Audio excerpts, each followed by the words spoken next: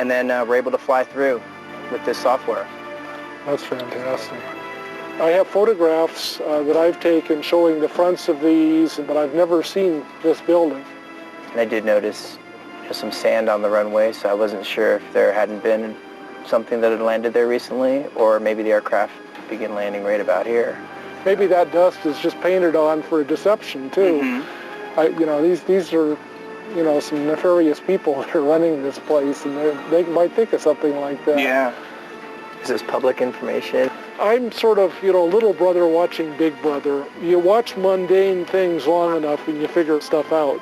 The security as tight as all the rumors I've heard and what I've seen on TV? Well, it's probably tighter. The security has sensors that are set up miles outside the perimeter, and so they're out there watching you long before you get anywhere near the line.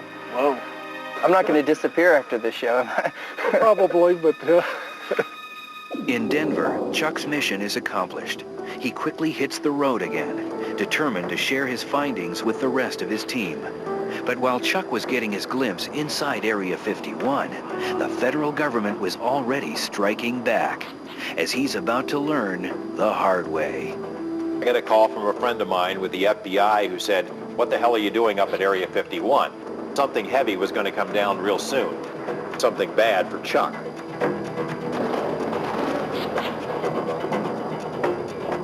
Chuck Clark knows what trouble is. Since George Knapp's broadcast of Chuck's discovery that Area 51 security was hiding motion detectors outside its legal perimeter, the men in black decided to teach Chuck a lesson. While Chuck was immersed in space imaging's model of Area 51, the feds were swooping down on his desert home. FBI agents have confirmed that a search warrant was served last night on the home of a self-described military watchdog in the tiny town of Rachel, near the mysterious Area 51 military base. It's an exclusive story you will only see here. We've learned this action was initiated by the Joint Terrorism Task Force. The search warrant remains sealed, and the FBI won't say what was seized from the home of Rachel resident Chuck Clark. Well, I was just driving over to Dave's house, and I noticed that there was a whole bunch of guys standing around over at Chuck's. Bill Whiffen lives down the road from Chuck Clark and knew he was out of town. At first he thought Chuck was being robbed, so he grabbed his camera and started snapping. The men and women you see are members of the Joint Terrorism Task Force. There was about 10 cars and a lot more than 10 people there. I recognized the badges and I saw the FBI on the jacket. I got pictures of them making boxes, going in and out.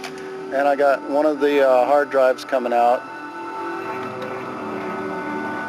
As Chuck returns to Rachel and his home, he has no idea what has happened. Let's see. Well, that's weird. For Chuck, his work, his privacy, his security are all suddenly gone. He finds the warrant and an invoice of confiscated items waiting on the dining room table. District Court search warrant, and they've got their card. And I guess that's an inventory. Let's see here. U.S. District Court search warrant. Ooh, Nevada Joint Terrorism Task Force. That's impressive. Every inch of Chuck's place has been thoroughly searched. Basically, they took a whole list of stuff. Scanners, radios. They took 6 floppy disks, 15 CDs, Area 51 photos, film negatives, 2 photo albums. They took the monitor. I don't know why the hell they take a monitor. What information is in a monitor? Get the phone.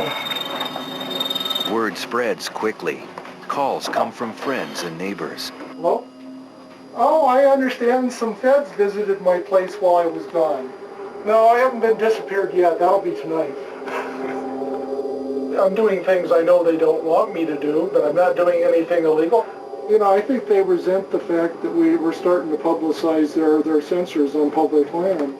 Now, the message they were trying to send to him was knock it off. I know what I can legally get away with, and I know what I can't get away with, and I push it right to the edge, but I don't go past that edge. And that's what's got them so irritated, that I'm not intimidated by them. I get right in their face with the camera lens.